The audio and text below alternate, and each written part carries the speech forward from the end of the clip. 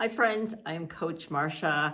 As many of you might know, I've been a running coach for over 10 years now, and in addition to the workouts you see here on my YouTube channel, I also like to share some course tips for some of my favorite marathons. And today I would like to do exactly that for the Berlin Marathon, for those of you who are training for that.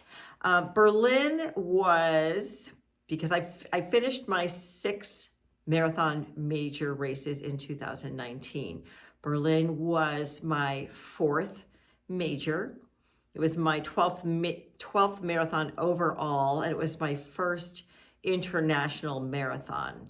So I think I raced half marathons internationally, but that was my first full marathon that was not in the United States. So there was a lot that went into it. And actually in 2017, when I ran it, my airfare, my airline, which was Air Berlin, went bankrupt just a few weeks before the race. So we ended up scrambling to redo the plans and redo my trip over there.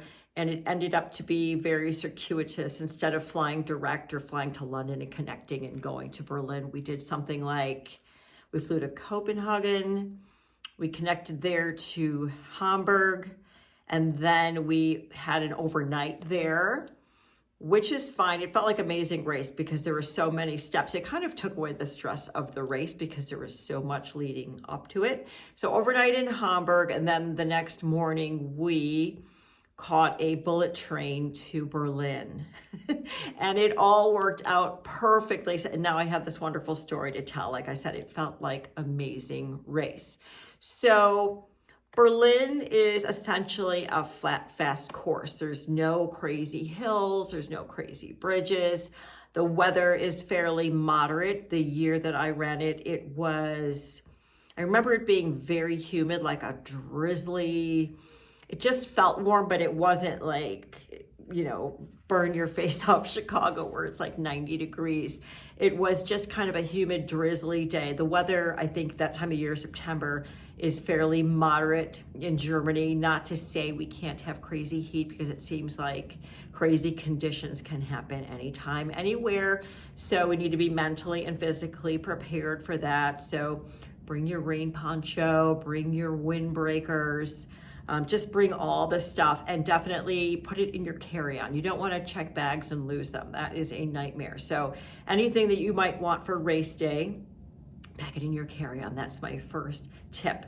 So Berlin is kind of like a big circuitous circle, and it's a wonderful, wonderful tour of the city. So enjoy that. There are no dead areas. There's no, you never do like an out and back through an industrial area. It's like the Berlin Marathon is like the best way to tour Berlin, because you go through all the fun neighborhoods. The spectators are fun. They're lively. They're plentiful. They're not crazy like a Boston or a New York or a Chicago. I would say they're not quite that good, but they're plenty good. What stands out for me in Berlin was, for some reason, the runners were inordinately rough, meaning a lot of elbows and shoving. It's a very crowded race course, and because it was drizzly, it was slick the year I ran it, so it felt a little precarious. Especially, I carried my own hydration in a backpack, but toward the back half of the race, I was pulling over for just water. And getting over to those water stops, I remember the water stops being not as long or large as other big major races can be, and a little bit understaffed. So grabbing that water was a little more precarious than other races that I've run. So I don't know if that's changed since 2017, but it's something to be aware of, that the water stops seemed a little shorter. And for some reason, like I said before, the runners were rough. And I don't know what all this elbow, usually runners are super courteous, but I don't know if it's a European thing or what it was, but it was definitely the roughest race physically that I've ever run, the roughest marathon for sure. Let's backtrack one step, because I never talked about the expo. Overall, everything is very accessible by train in Berlin. You're not going to have any problem getting around using the public transportation. And that includes the expo. I will say about the expo, though, it is small and it's chaotic. So before you go, make a list of what exactly you want to see and do at that expo, because it's such chaos. I mean, there was like a line outside of it for blocks. You couldn't even get in. So when you go, it's just such chaos. You just it's like a mind erase. You kind of forget what. I remember just leaving something there. I wanted to go to some booth and get something or other, and I completely forgot because it is sheer jam-packed chaos. So don't have a lot of expectations for that. It's hard to get the merchandise for that very reason. They might be sold out on a lot of sizes, so be prepared for that. But I will tell you, I found merchandise, marathon merch, at another Adidas store in town near where our hotel was. So if you don't get what you wanted at the expo, all is not lost. You do have a chance of scoring it at that Adidas store. And I don't know if there's one or there are several more or a couple more or whatever, but do a little research and chances are good that Adidas store will have additional merchandise for you. So just be ready for that chaotic expo. And I think also, because I think at the time, I don't know if this is still true, the race shirt was an optional separate purchase. So when you would get your bib and everything, you wouldn't get your shirt there. I remember having to go to the back of the expo, fight my way into another line to get that race shirt, which I don't even know. I'm sure I have it. I just don't know that I've ever even worn it, honestly. But you run Berlin, you kind of have to have some souvenirs, right?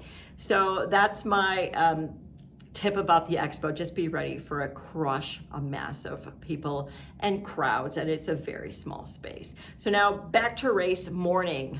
Logistically, everything was very easy to find. The Germans are very good with organization. There were plenty of potties. I never saw a potty with more than 5 people waiting in line, which is pretty extraordinary. So not long potty lines. It was very easy to see, to find your gates and your corrals and to know where to go.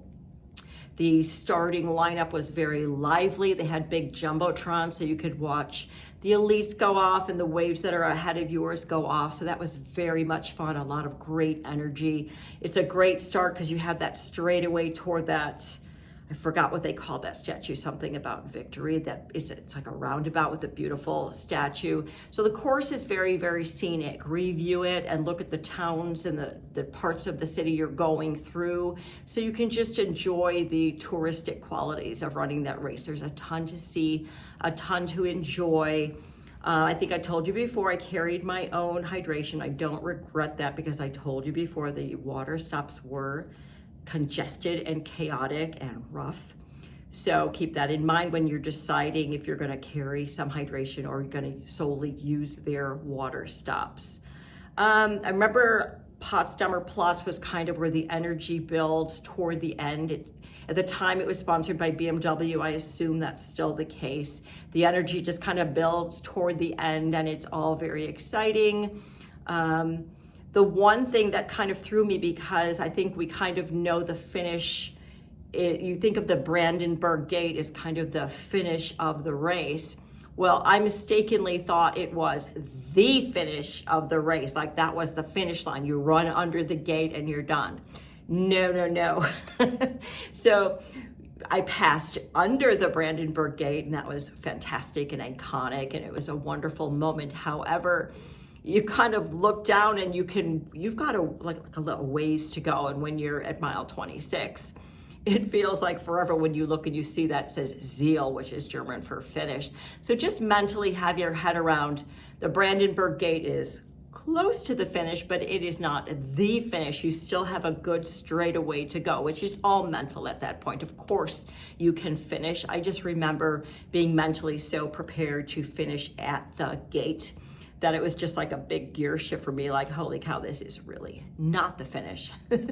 So after the finish, it is pretty routine. You walk a ton, as you do on many, many other large marathons. The only thing that I found disappointing about Berlin was that they handed me my medal. There was no putting it around my neck, which after 26.2 miles, I want somebody to put that medal around my neck. It was like a folded up, here you go, in your hand kind of thing, which was very disappointing. I really had hoped, I mean, I wanted a medal presentation, if you will. So that kind of stood out for me. And also, I know we got ponchos. It might have been an option. I opted for a poncho.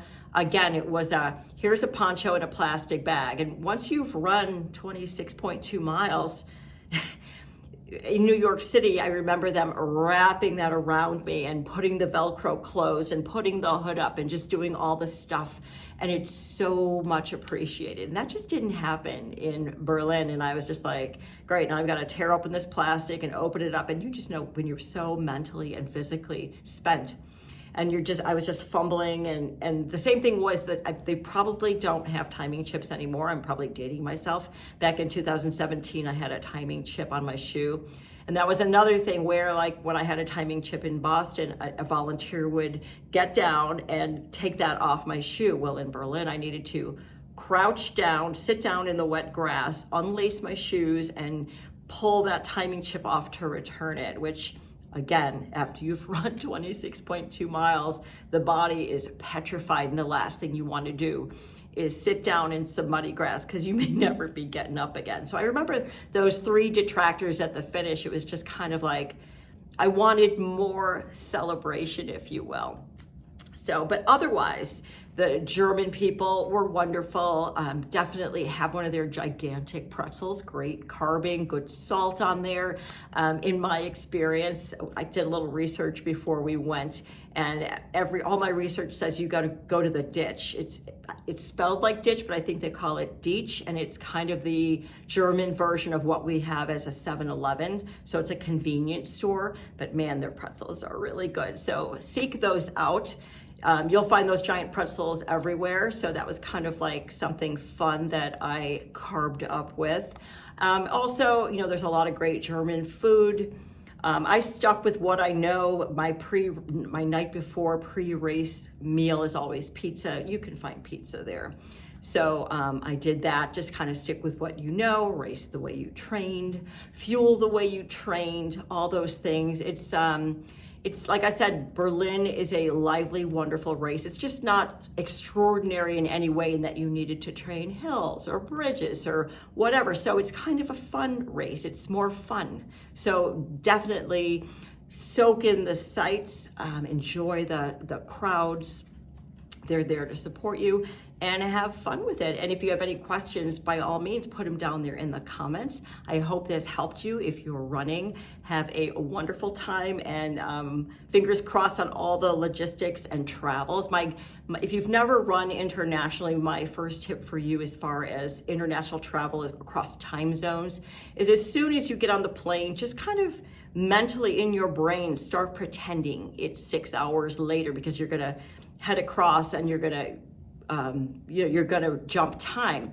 So the sooner you can get your body and brain to believe it's that time, just start living in that time zone at your earliest convenience. And if you can, because my trip over took longer than it should have, because I had to stop in Hamburg and Copenhagen and all that stuff, I had some time to acclimate. So by the time it was race day, I wasn't jet lagged or napping or doing anything like that. So, and the only other thing, as with any race, just kind of hold off on your tourism activities as much as possible so you can be fresh for your race. So try not to walk a ton the day before the race. Try to keep yourself fresh, lay around, hydrate, and just make the best of it. It is a wonderful race. It is a once-in-a-lifetime opportunity. And definitely, if you have questions, put it in the comments, and I wish you all the best of luck. If you have not already liked and subscribed, please do so I see you again. I've got recaps coming up. I've already done Boston and Chicago and London. You can find those on this channel, and New York City is coming up soon. So I hope this helped you. Thanks so much. I'll see you soon.